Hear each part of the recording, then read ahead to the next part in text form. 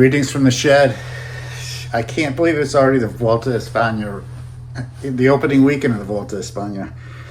It feels like the Tour de France just ended yesterday, and yeah, here we are at the Vuelta. Yeah, it went by really fast for me. I can't imagine what it was like, for the athletes who are competing in both, and for the staff as well. It's that time in between these two Grand Tours went by fast. And little did we know at the end of the tour that Tadej Pogačar was going to be competing in the Vuelta, and it's the one of the races that he hasn't won yet. He hasn't won the Vuelta. He's won the Tour 5 times. He's won the Giro, but never the Vuelta, and he hasn't won Paris-Roubaix yet. So those are the two biggest races I think missing on his Palmares, his result sheet. It was about time that he got back to the Vuelta. He competed, I think, in basically his freshman year, his first year as a pro. I think he was maybe 19, and he competed in the Vuelta. 2019, I think it was. Maybe 19, 20 years old, and he won 3 stages and was 3rd overall behind Primož Roglič. So, it was about time he got back, and And the goal is, to win the red jersey. They're in. They finished this year in Granada, so in the south part of Spain, where right down here. The Vuelta. I can't believe we've already started. Here we are. But yesterday really didn't disappoint. We started outside of Spain, up in Monaco, just beyond this map. Beautiful small city. I think it's like 2 square kilometers. It's been Tadej Pogačar's home away from home for the last 7 years. So he's a little bit of the home field advantage, and he took I think he spent a lot of time paying attention to the details. I think he studied the course really well, and it showed. He was able to pull off the win yesterday. It was a 9.5 kilometer time trial, very technical. I think it was like 21 turns. Part of the course was on the Monaco Grand Prix. He was able to just squeak by Ethan Hayter by 0.09 seconds. So just by the skin of his teeth. He said he confirmed that knowing the roads well helped him a lot. But the big winner of the day for me personally was just seeing Josh Tarling. Number 1 competing yesterday, and number 2 placing third on the stage. When he crossed the line, he took over the hot seat. He didn't get overtaken just to the end of the race, and he lost his brother a week ago in the Vuelta Portugal on stage 8. His brother Finlay Tarling was hit by a car and unfortunately passed away. And the fact that Josh Tarling was even on the start line of the Vuelta here is just incredible. Hats off to him, and hats off to his team. Hats off to his family too for giving him the freedom to go. And it was. I think everybody in the world was kind of rooting for him yesterday.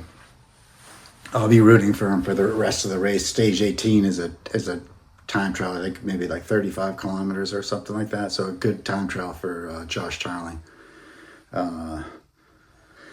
Thinking about him, and for me, yesterday's race was all about him. Not just being there and doing so well, and doing that, for his younger brother, Finlay Tarling. So I think he'll have a lot of support through this race, and it's it's really such a strong thing to do for Josh Tarling. Back to the race. So yesterday we had a real tight finish. Pogačar just ahead of Ethan Hayter by 0.09 of a seconds. Just wild that he won the opening time trial. And also wild for me. There's if he obviously has the legs to win the Vuelta. He won the Tour pretty convincingly. He obviously didn't take it too easy in August, so he looks like he's, ready to race. But it's wild that he takes, he's Tadej Pogačar is such a competitor. that he just likes to race. Every stage he likes to race and he likes to win. And that's what we saw yesterday. And, he easily could have taken it easier through those corners, a little less risk, been 5-10 seconds, even 15 seconds slower.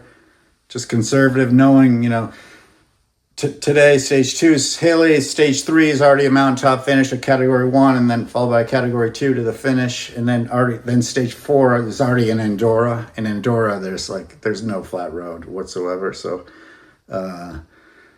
he's going to have his opportunities to, take over the red jersey. But yeah, it's wild to see that he competes right from day one in the prologue. Doesn't hold back, and took some good risks just to have that opportunity to put on the red jersey. And sure enough, we saw that today in the road stage, 204 kilometers. Started in Monaco and then finished went through Nice up the Col de Grace, I believe, which I used to train on a little bit, and then into Provence, where it finished. Yeah, it kind of finished on a little uphill drag, not for the pure sprinter. But we saw Tadej Pogačar also competing today. He was third in the sprint, just incredible. After covering an attack by Wout van Aert with just under 2K to go, so he made that move. He covered that move, and then he was still able to sprint at the end. Yeah, it's just incredible. It shows he's just a lot of fun to watch. He's a lot of fun to watch for sure. But yeah, today's winner, Matthew Brennan. His the Visma team had a great race today. They controlled it pretty much from the start, or as soon as the TV coverage started. Yeah, they kind of controlled the race, and then they kind of set up Matthew Brennan with Van Aert's attack with just under 2K to go. And it was beautiful to see. And then, Matthew Brennan was led out by his teammate Christophe Laporte. Just a great display of teamwork. And fun stage to watch. Tomorrow's going to be fireworks. I think it's like 100K flat. I don't have my hockey stick. But yeah, it's 100K flat. And then they had a category 1 climb, then a short descent, then followed by a category 2 climb in the Pyrenees. So it starts, I think, somewhere around here, and then it finishes on the French side of the Pyrenees, somewhere around here, close to Andorra, I believe. That's a day Tadej Pogačar can kind of put his stamp on the at least his initial stamp on this Vuelta España. The next day is the whole stage is in Andorra. And as I said before, there's no flat road in Andorra, so it's gonna be a super hard stage. After that, they transfer down to Tarragona, somewhere out here, and have some more stages from there. But yeah, I'll try to do reports every day, but I might, as I did, I wasn't able to report yesterday, and every once in a while I won't be able to get it in, and I'll have to cover a couple stages at a time. Yeah, busy happenings here in Missoula, and just with family and whatnot. But thanks for watching. Yes, it's been a beautiful race so far. Yeah, it's cool to see the riders back in action. The Vuelta, it's the third Grand Tour of 3 Grand Tours. And, as one of the riders said today, it was Larry Warbass. It's probably the most relaxed of the Grand Tours, It's the end of August. Riders have been racing all year, some since January. And riders are a little bit more relaxed. They're maybe fighting for wheels a little bit less. A lot of riders are tired. Not everyone there has super good motivation like they had in, February, March, April. Some are just looking forward to, finishing this off and anything else left on their schedule and, going home and seeing their family and just relaxing. But for the others who are still super motivated, it's they can do a lot of damage in a Grand Tour. They're all worth the same amount of points, so you can make a lot of points. There are a lot of riders who are end of their contracts, and it's always they're kind of the last chance to go out and show yourself. I had teammates do that, had the disappointment of not getting selected for like Levi Leipheimer, for example. I believe it was like 2001, and then he went on to get, I think he was a second or third in the Vuelta, and and then he was able to sign a good contract with the Rabobank and went on from there.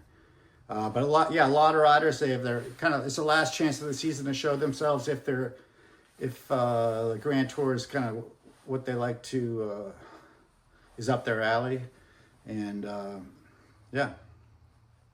so it's gonna be exciting. And for me, it's always the Vuelta always has a couple There's always a few riders I really don't even know a whole lot about, if at all. We saw that yesterday. The kid third.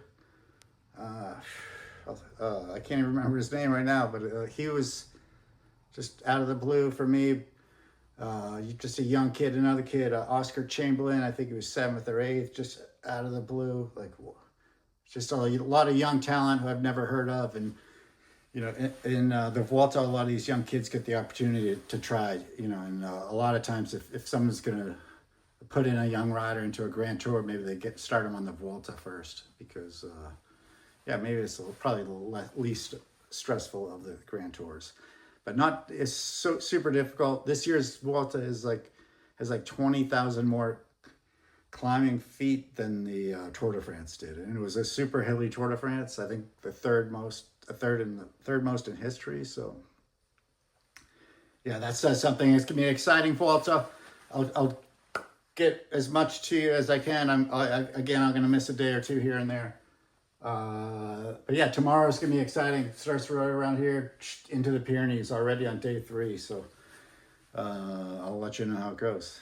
Thank you for watching. We'll see you later.